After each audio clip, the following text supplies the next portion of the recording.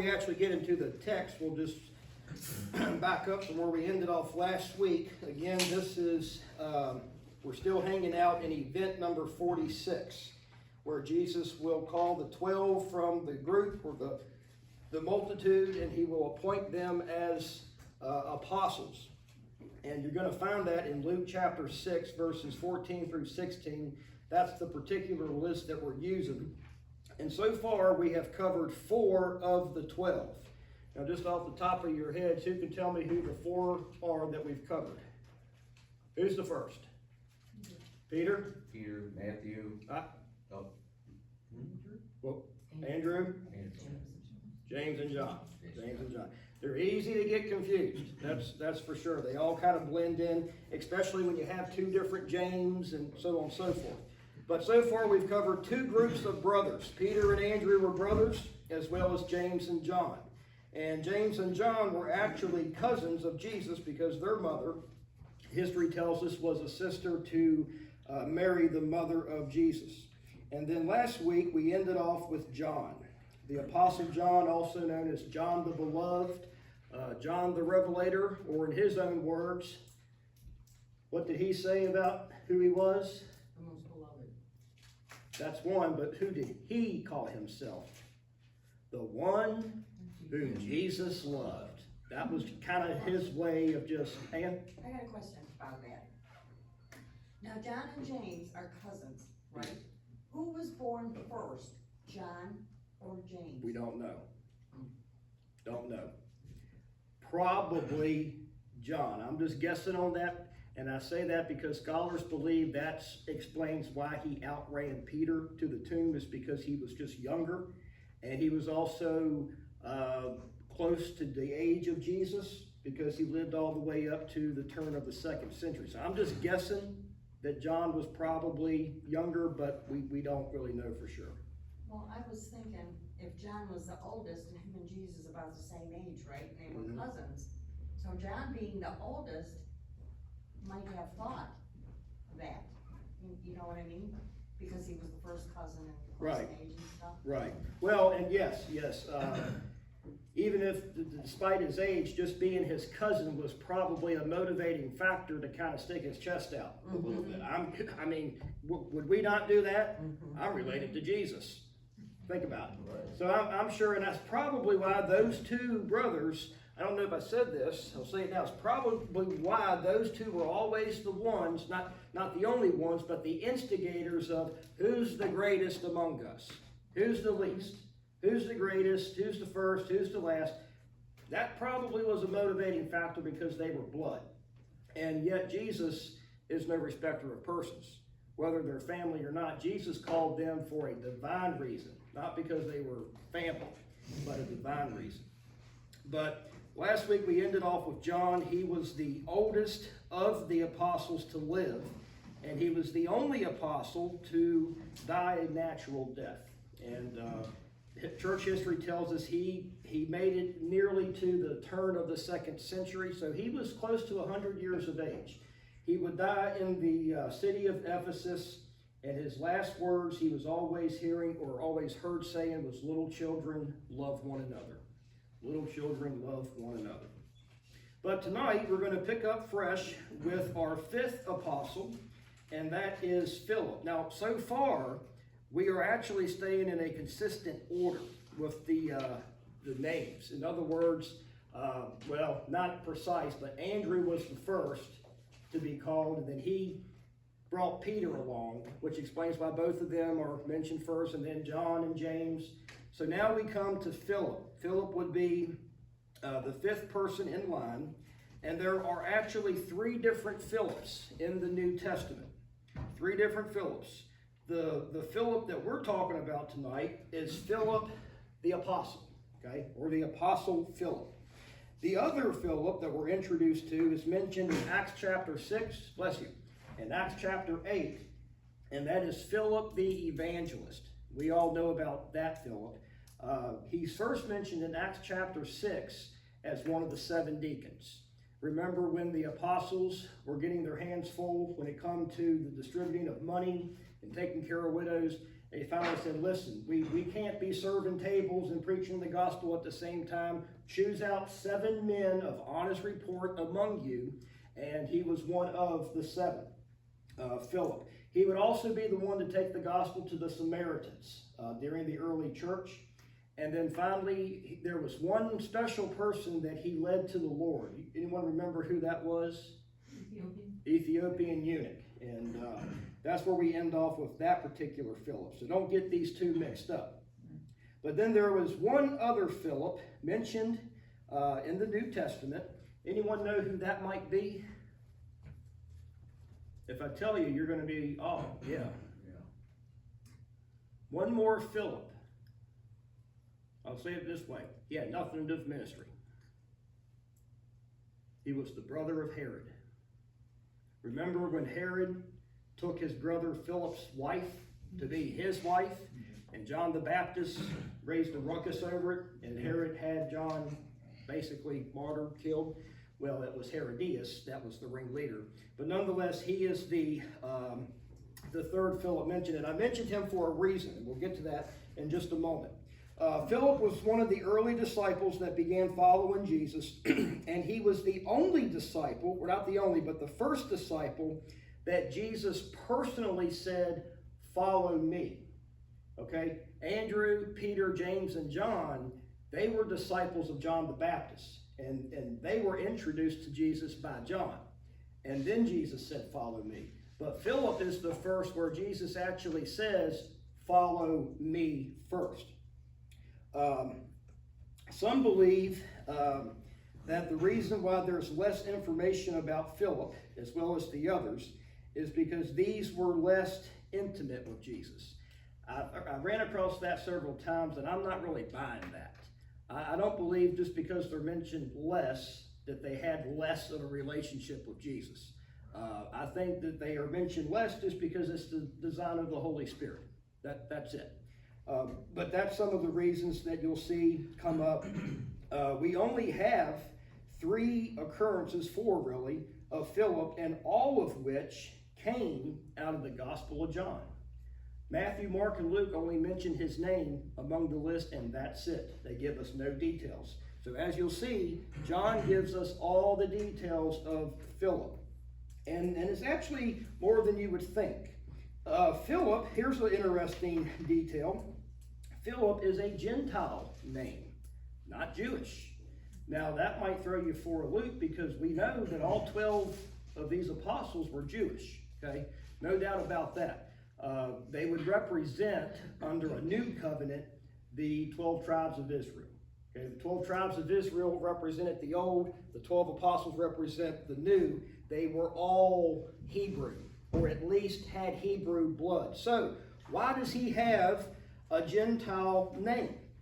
Well, during this time, there was what was known as Hellenistic Jews. You ever heard that term before? Hellenistic Jews? These were Jews that they ascribed to Judaism, the law of Moses, what we call the Old Testament. They observed the feast, their rituals, but they also ascribed to the culture of that day, which meant they would adopt some Gentile names, they would adopt some Gentile practices, and Hellenistic Jews was greatly looked down on by the Orthodox Jews, such as your Pharisees, your Sadducees. So that is probably why Philip received a Gentile name. Either his family, both parents were Jewish, and they just kind of adopted the Gentile culture, at least to a certain extent, or his father was Gentile and his mother was Jewish. And we actually see that with young Timothy. Timothy's father was a Gentile. Even Paul brings that out. His mother was Jewish.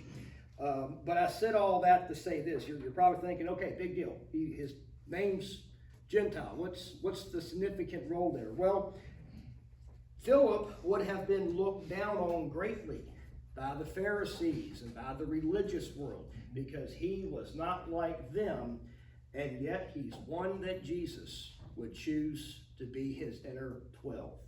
Furthermore, he would have been seen as a reproach to Jesus because no no Jewish person with a Gentile name would ever be seen with a respected rabbi. And Jesus was what? A rabbi. And yet for Jesus to choose a man who had a Gentile name, it goes to show how Jesus was just truly breaking the order, the secular order of that day and time. Furthermore, Philip was probably very glad when Jesus would finally bring Matthew, the tax collector, on board. Because now he's not the only one that's an outcast. He has a tax collector that's joined the group now. So he's probably very, very happy about that. Scripture reveals, and we'll read it here in just a minute, that Philip was from the small town of Bethsaida. And this is also where Peter and Andrew were from. That tells us these guys, they knew each other. Even before Jesus called them, they were acquaintances. We're told in John 21, I forgot to put that up there, but in John chapter 21, that's after the resurrection. And they've seen Jesus, but he's not with them full time like he used to be. And Peter kind of gets a little discouraged, and he says, I'm going fishing. In other words, he was ready to just go back to the whole fishing career. And the others said, we're going with you. But it was only a select few. The select few was Peter, Philip, Nathaniel, Thomas, James, and John. And Philip's name's not mentioned, and neither is Andrew, but because they're seen together, we believe they were part of this group as well.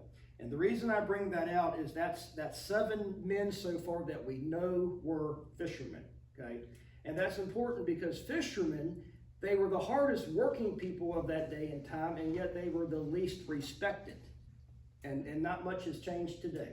I can't help but think about the farmers, okay? Farmers work very hard, but it's the grocery store that gets all the credit, right? And so for these men to be fishermen, they were outcasts. They were seen as just groundy individuals, unlearned, untrained, dirty, okay, just the most unsophisticated people of that day and time, and yet it would be the very ones Jesus would choose. Now what does that tell you? Doesn't matter what man thinks of you. Doesn't matter what man has to say about you. What matters is what Jesus has to say about you and how Jesus sees you. I can kind of relate to this because, as most of you know, years ago, I was in the commercial poultry business. My grandfather was in it, then my dad got in it, and then for a few years, I got into it. Only for about 3 years. And I can tell you it is one of the hardest jobs in terms of just manual labor, of shoveling chicken litter, working in the heat, so on and so forth.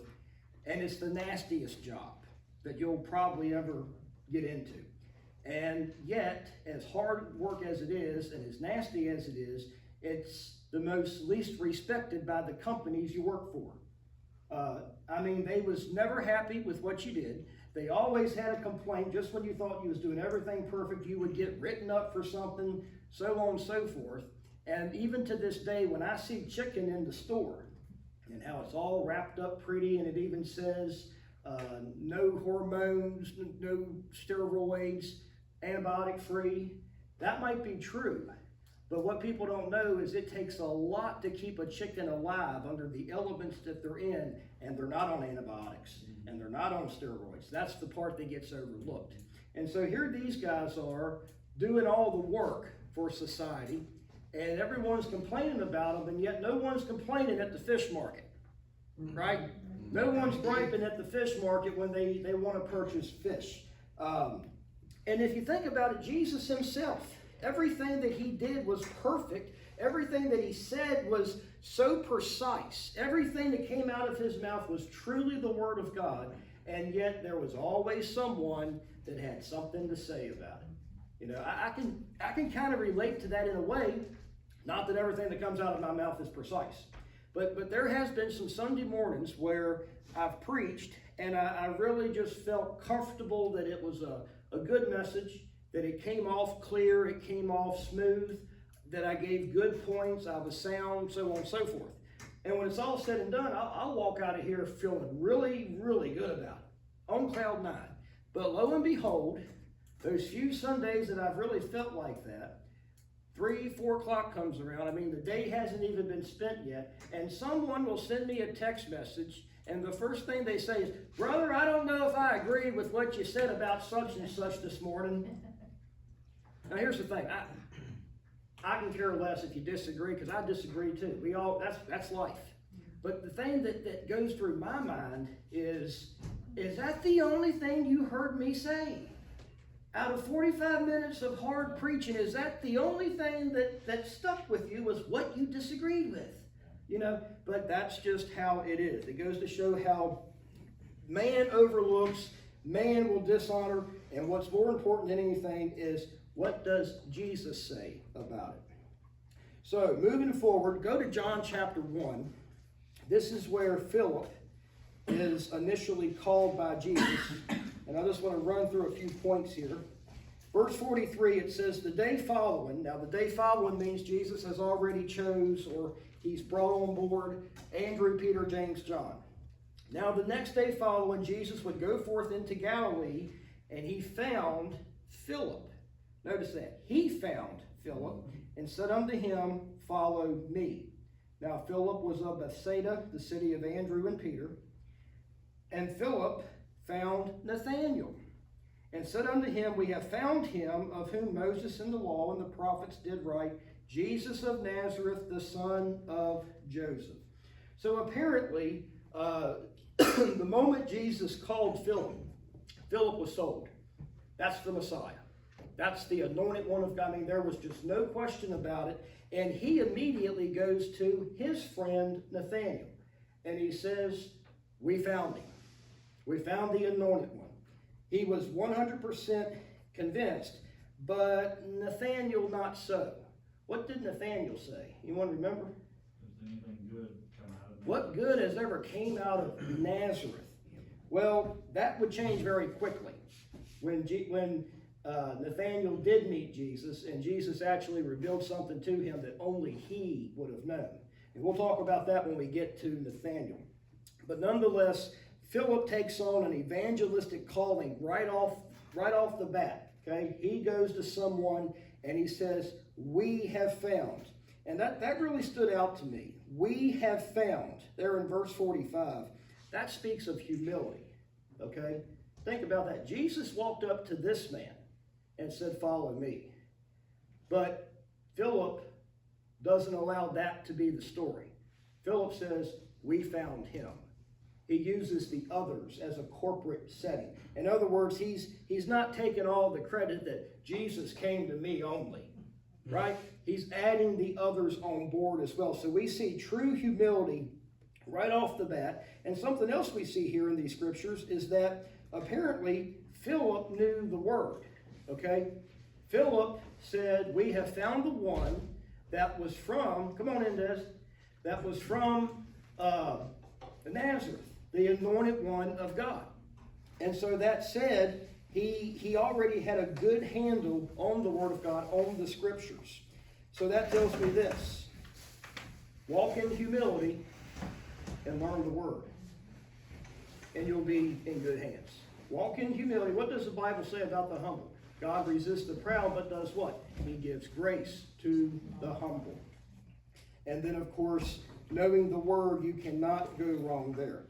But another feature of Philip is that he was very similar to John.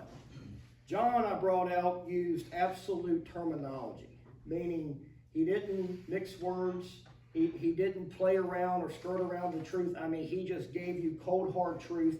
And that's kind of what Philip does in the statements we see him making.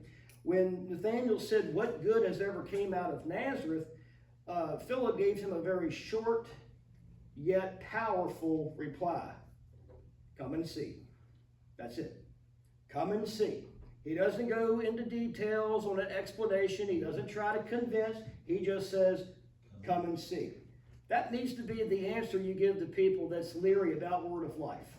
Don't try to sit there and explain this. Come and see, all right? And let the Lord take it from there. And the Lord did take it from there. As soon as Nathanael steps up to Jesus, before he can say anything, what did Jesus say? Ah, an Israelite. And he goes into this, I saw you by the fig tree. Oh, how? I was by myself. So right off the bat, the Lord took over. Now let's move into our second scripture, John chapter 6.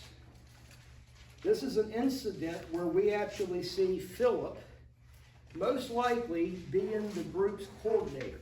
Okay? Who can tell me who was the group's treasurer? It was, Judas. Judas. Of all people, the thief, to be the treasurer. Well, I guess that was Jesus making a bad choice. No, that was Jesus giving Judas the benefit of the doubt, is what that was. It's called grace. But we see here in this account where Philip was probably the group's coordinator, at least in terms of food. And if you think about it, you know, this group of 12 along with Jesus didn't just bring food out of midair every single day, right? They lived like men. Now, obviously, in this account and then another account, Jesus feeds thousands supernaturally. But this didn't happen every day. So Philip had to look ahead and plan, okay, we're going in that direction. I need to find out where the market is there for food. They had to eat. And that's what we see here. Let's read it. John chapter 6, verses 1 through 7. It says, "And after these things, Jesus went over the Sea of Galilee, which is the Sea of Tiberias, and a great multitude followed him." Now, most will agree that this multitude was at least 20,000 plus people, okay? We're only told that Jesus fed 5,000 men on one occasion and 4,000 men on the other, but that's not counting women and children. So you factor in women and children, we're hitting 20,000 plus people. That's the great multitude there. Because they saw his miracles, which he did on them that were diseased. And Jesus went up into a mountain, and there he sat with his disciples. And the Passover, the feast of the Jews, was near. And when Jesus then lifted up his eyes, he saw a great company come unto him. And he said unto Philip, notice how Jesus singles him out. "Philip, how shall we buy bread that these may eat?" In other words, what's your plan, Philip? You're the coordinator. We got a lot of hungry people here, so what's the agenda? What's the plan? And instantly, Philip just kind of loses it and says, but look what it said. He said this to test him, for he himself knew what he would. Jesus already had a plan. He knew what he would do, but he wanted to see what Philip would say about it. And here's what Philip had to say about it. 200 pennies worth of bread is not sufficient for them, that every one of them may take even a little. So right off the bat, okay, Philip is looking at all these people and the amount of food that they have. 200 pennies, that was barely enough to feed the 12. And basically what Jesus is doing here, he's testing Philip, okay? He wants to see if Philip is going to start thinking by faith or start thinking naturally. And unfortunately for Philip, he starts thinking naturally. And he really, here's the thing, he had already seen multiple miracles. Philip has watched Jesus turn water into wine. He's watched him cleanse the leper. He's watched him raise the dead. Okay, you would think Philip would say, I don't know, what's your plan? But no, Philip just goes into this doubt, but so it is.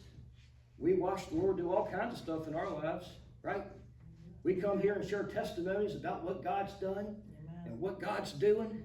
And then the next week, oh Lord, oh, we're just like Philip, okay? When something comes at us hard, we don't see by faith. We don't walk by faith. We try to walk by sight. And you can't do that as a Christian. You got to walk by faith. And that's what Jesus was trying to do here, was show him, Philip, it doesn't matter what we have or lack thereof. I am able. And that's really what we should see, or how we should see Christ. He is able. Amen. Now, I want to give you the final glimpse. That was the little object lesson that Philip learns. But now I want to give you what I'm going to call the final glimpse we have of Philip in Scripture. Turn to John chapter 14. I'm going to try to run you through a little bit of background here. John chapter 14, we are all the way up to the night of the betrayal. Okay? Back in chapter 13, that's when Jesus takes his disciples to the upper room, where he will ultimately perform what we call the Last Supper. Once they get to the room, we're actually on the way to this rented room. Does anyone remember what was going on in the conversation of the apostles? What they were bickering about? All of them? Jesus said that someone would betray him. No. Almost. Jesus hadn't got that far yet. They were arguing about something. What do you, take a guess, what do you think they were arguing about? Who was the greatest? Who was the greatest? All right, they've come all this 3.5 years and they're still arguing who's the greatest among us. And at this point, Jesus, he's had it, okay? He's done with it. He takes them to this upper room, and the very next thing that happens, he sets them down, and then what does he do? Washes their feet. Takes a towel, wraps it around his waist, takes a basin of water, kneels down, talking about the Son of God, Son of perfection, kneels down and begins washing their feet. And he says, this is what you should be doing to each other.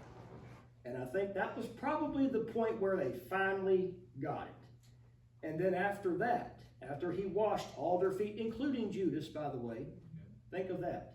And here's the thing, Jesus was God. He was all-knowing, all-seeing, all-capable. He knew this man within 2-3 hours was going to come back with the kiss of betrayal. And yet, he bends down and washes this man's feet. That's just incredible. But then right after he does that, he sends Judas off. He says, what you're about to do it quickly. Now, if I was Judas, that would scare me to death. Yeah. That Jesus knows what I've got planned. Yeah. Okay. But sin is a blinding force. Yes. The deception of sin says, well, he don't really know what I'm going to do. See, sin, and by this point, the Bible has already said that the devil has entered him. He's lost out on the faith. He's lost covenant relationship. And Jesus says, get out. Let me ask you this. Why did Jesus tell him to get out? Because he couldn't partake in the Lord's Supper. That's really the main answer I was looking for. The Bible says when it comes to communion, okay, the bread and the juice, that you need to be in a relationship with God to be doing that, because it's sacred, it's holy. And to be taking it unworthily means you're not saved. You're not taking God serious in a relationship. You're just going through motions. And I'm sorry, but our Catholic friends are on some dangerous grounds there. Y'all know what I'm talking about. Amen. Not anymore. But I'm just saying, and it's not just Catholics, it's unsaved people all over, the Protestants that are doing it, just to be going through the motions. And Paul says, be careful, some have died because of it. Read it, 1 Corinthians 11. But nonetheless, he sends Judas out, but at this point, he's also setting a divine time clock. He clicks it the moment he says leave, because now events start unfolding in a divine manner. But now he turns to his disciples, the 11 that's left. And it's at this point where he gives the Last Supper, do this in remembrance of me. This is my body which is broken for you, so on and so forth. Once they receive these instructions, then he moves into the unthinkable. Jesus knows what's on the horizon, right? His hour has come. Judas is off doing his thing. Jesus knows within 2 or 3 hours that Judas is going to return, betray him with a kiss. He'll be arrested. He'll be dragged off to Jerusalem, beaten, spat upon. He'll be taken to Pilate. Pilate says, nah, I'm not dealing with this. They send him off to Herod. Herod says, nah, I'm not dealing with this. Back to Pilate. Now Pilate has to do something. So he says, well, let's scourge him. Jesus knew what a Roman scourging was all about. He could see it happening. He's God. He's all-knowing. He's omniscient. He sees the scourging right here as we speak. Then he sees the crown of thorns. Then he sees the mockery of the robe. Then he sees the cross bearing on his shoulders that he has to carry all the way to Calvary's Hill, where he will be nailed on it and hung for how long? 6 hours in the most agonizing pain. But the worst of it all is all of sin's death penalty comes bearing down. Jesus is seeing all of that right now But look what he says to his disciples. Chapter 14, verse 1. Let not your heart be troubled. My Lord, did you get that? To think what's going through his mind right now. But he turns to these men and says, let not your heart be troubled. That's grace. That is powerful. Jesus would have every reason to just walk away, leave the room, go into his prayer that he altered, but no, he's still got more to say. Let not your heart be troubled. You believe in God, believe also in me.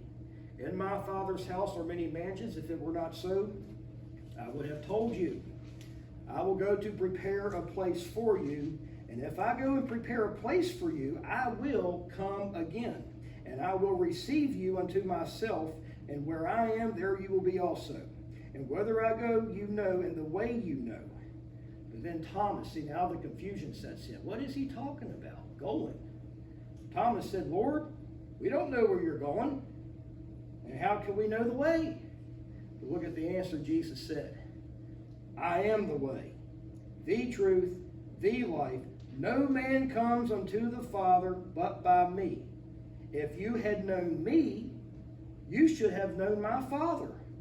And from henceforth you know him and you have seen him. But now Philip comes into the picture one last time.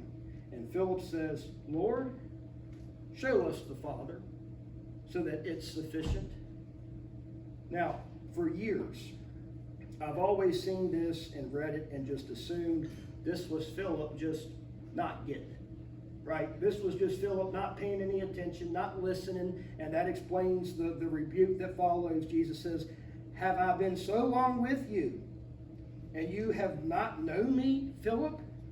He that has seen me has seen the Father. And how do you say, show us the Father? Believe thou not that I am in the Father, and that the Father is in me. And the words that I speak unto you, I speak not of myself, but the Father that dwells in me, he does the works. Believe me that I am in the Father, and the Father is in me, or else believe me for the very work's sake. Verily, verily, I say unto you, he that believes on me, the works that I do, shall he do also, and even greater work shall he do, because I go unto my Father. Again, I've always seen where Philip just, I thought was just missing it and was asking a dumb question. But that's not really what's happening here. I had some new insight on this. Let me ask you a question. Has anyone ever seen the Father, the Son, or the Holy Spirit? Ever? Personally? Physically? Anyone? No. But do you believe all three exist? Yes. Why? You feel it. Live it. Faith. We believe it. Does anyone truly understand, in layman's terms, the Trinity? How one God can be in three persons? Not really. But do you believe it? Why? Faith. Okay? When Philip says, he's actually asking a very honest and down-to-earth question. Well, Lord, I see you. Show me the Father. See, from his perspective, he sees the Son, but the Son just says, me and the Father are one. Okay, well then show me the Father. He's actually asking a very honest, down-to-earth question. But Jesus has to rebuke him because he wants him to see him by faith. And remember, Thomas chimes in also and wants to talk about, where are you going? We don't know where you're going. Well, what did Jesus say to Thomas after the resurrection? Thomas, you finally believe because you've seen, but blessed are they who believe and have not seen. So that's where both of these guys, they finally get it. But they really wouldn't get it until the day of Pentecost, 50 days after the cross, when who came? The third member of the Godhead. And he came in and he dwelt. Now they got it. Now it finally clicks. It even says that things that he taught them came back to them. They see it in a brand new light. It wasn't until you received the Holy Spirit of God when you truly understood who God was, right? Before you got saved, he was just a name. Big man upstairs, as they call him. That's really all he was. But the moment you received salvation and the Holy Spirit came in, you took on a whole new understanding. And that's where these men will come in and have a brand new understanding.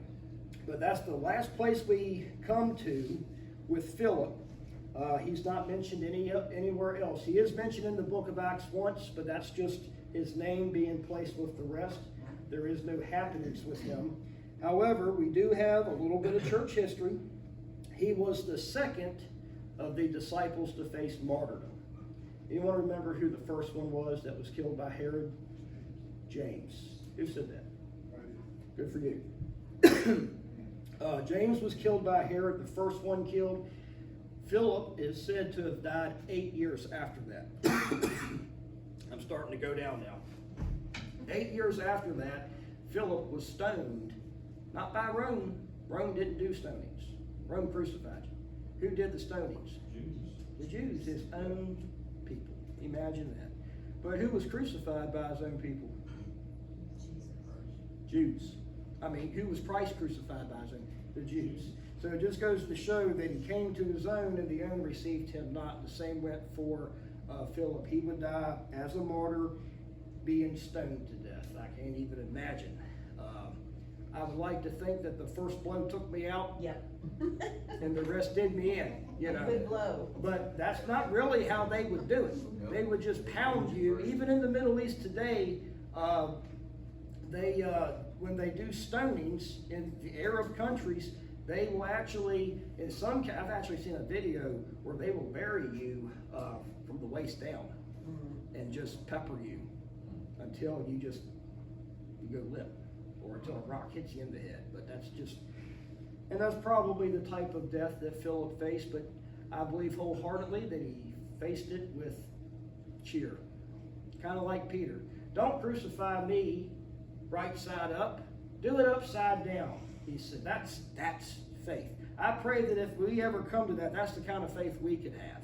The Lord, I died a long time ago when I gave my life to you. So I'm just dying all over again physically this time. The first time was spiritually. That's really should be the way we approach death.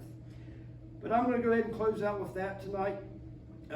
Anyone have anything to add? I'm starting to lose my voice now. I'm surprised I made it this long. Did you learn something? A little bit? Amen. Did you learn before? Sorry I'm late. You're all right. I did learn something. Better late than never. All right. Well, let's go ahead and close out tonight. Let's pray. Father, we thank you again for your word. And we just ask that it will dwell within us richly. Go before us and just make crooked places straight. Lead, guide, and direct us in all that we do. Bring us back at your appointed time. We thank you for your grace, your love, and your mercy. We ask this in Jesus' name, and everyone said, Amen.